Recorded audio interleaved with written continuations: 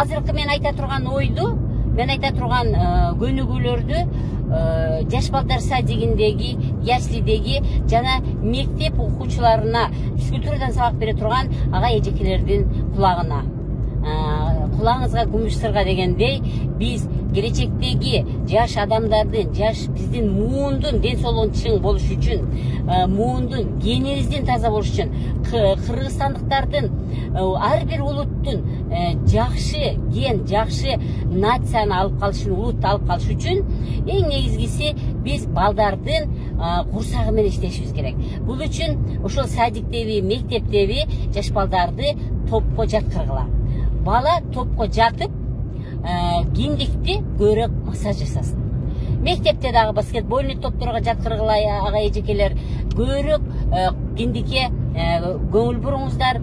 Бул биринчиси, экинчиси эңкейип өйдө туруп, өйдө ылды. Башкача айтканда намаздар саждага кандай жыгылган болсо адам заты, ошондой кыймыл аракетти жасатыңыздар. Садикте албетте оюнчуктарды чыдап коюңуздар, шариктерди чыдап коюңуздар. Бала сөзсүз түрдө өйдө туруп, кайра эңкейип ошол нерсени алсын. Мектепте дагы физкультура сабагынан ошондой көнүгүүлөр жасатыңыздар. Өйдө туруп, кайра эңкейип, өйдө туруп, кайра эңкейип, биз буну менен ошол өсүп келе жаткан биздин жаштардын, кыргызстандык жаштардын өтүнүн, ашказанынын, ичегисинин, бөйрөгүнүн жана гормон чыгаруучу органдарынын жакшы иштөөсүнө өтө чоң өбөлгө түзүп беребиз.